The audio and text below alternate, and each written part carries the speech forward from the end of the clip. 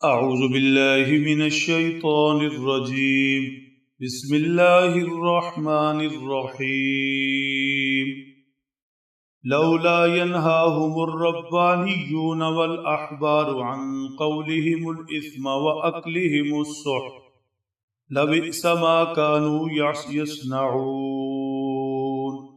صدق اللہ العظیم۔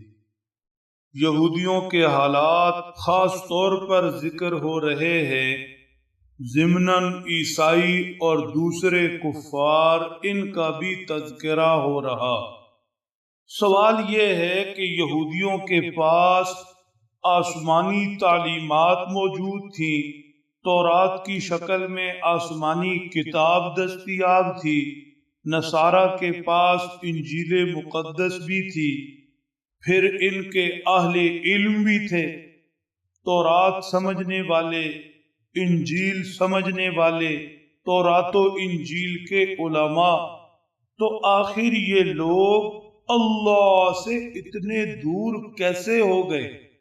ارشاد فرما لعنہ اللہ، اللہ نے ان پر لعنت کی، وغضب علیہ، اللہ ان پر ناراض ہوئے، غصے ہوئے، وجعل منہم القردۃ والخنازیر، نافرمانیوں کی بدولت اللہ نے انہیں بندر خنزیر بنا دیا۔ اس حالت تک تورات و انجیل ہونے کے باوجود، علم والے ہونے کے باوجود کیوں پہنچے؟ آج تلاوت کی گئی آیت شریفہ میں اس سوال کا جواب دیا جا رہا ہے۔ یہود و نصارہ کی بربادی کی وجہ ذکر ہو رہی ہے۔ ارشاد فرمایا لولا ینہاہم الربانیون والاحبار عن قولہم الاسم واکلہم السحت، کیوں نہیں روکا اللہ والوں نے، مشائخ نے، درویشوں نے، کیوں نہیں روکا علم والوں نے انہیں گناہ کی بات کرنے سے، حرام کھانے سے؟ مطلب کہ ان کے اہل اللہ، ان کے علم والے اپنی ولایت اور علم کو اپنی ذات تک محدود رکھے ہوئے تھے، وہ اپنے لوگوں کو ایسی حرکتوں سے نہ روکتے تھے، نہ راہ راست پر لانے کے لیے کوئی جہد، محنت، کوشش کرتے تھے، نہ نیکی کا حکم کرتے، نہ برائی سے روکتے۔ اہل اللہ اپنی ولایت میں مگن تھے، علم والے اپنی علم میں مگن تھے، اور اس کی کئی وجوہات تھیں، ڈر، خوف، لالچ، اپنے آپ میں مگن۔ نتیجہ سامنے ہے، اہل اللہ، علماء و مشائخ نے اپنا فریضہ پورا نہیں کیا، خود تو وہ نیکی عبادت میں، اللہ کی فرمانبرداری میں لگے رہے، لیکن اپنی قوم کو نیکی عبادت کا نہیں کہا، برائیوں سے نہیں روکا۔ نتیجہ یہ نکلا کہ یہود و نصارہ اللہ کی مغضوب قوم ٹھہرے، ملعون قوم ٹھہرے، اللہ ان سے ناراض ہوئے۔ اللہ کا ضابطہ یہی ہے کہ جب کسی قوم کو بحیثیت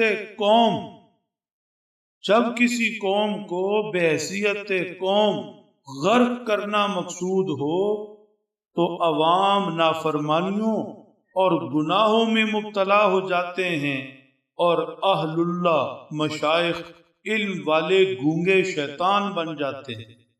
گونگا شیطان فرمایا گیا۔ اللہ جل شانہ نے امت محمدیہ علی صاحبہ الصلاۃ والتسلیم کو، جو اللہ کے محبوب نبی کی محبوب امت ہے، قیامت تک باقی رکھنا تھا، سرفراز کرنا تھا۔ اللہ نے قرآن پاک کی حفاظت کرنی تھی، اس لیے اس امت کو بار بار تلقین فرمائی، جیسے ارشاد فرمایا کنتم خیر امت، یاد رکھنا تمہارے نبی نبیوں کے امام اور تم امتوں کی امام، بہترین امت۔ تمہارے ذمے ہے لوگوں کی بھلائی، خیر خواہی۔ اللہ نے پوری انسانیت کے لیے تمہیں بھیجا۔ تأمرون بالمعروف، تم نیکی کا حکم کرتے ہو، وتنہون عن المنکر، برائیوں سے روکتے ہو، یہ تمہارا فریضہ ہے، اہل اللہ کا، علماء و مشائخ کا، سبھی کا۔ جیسے ارشاد فرمایا قل هذه سبیلی ادعو الی اللہ علی بصیرۃ انا ومن اتبعنی۔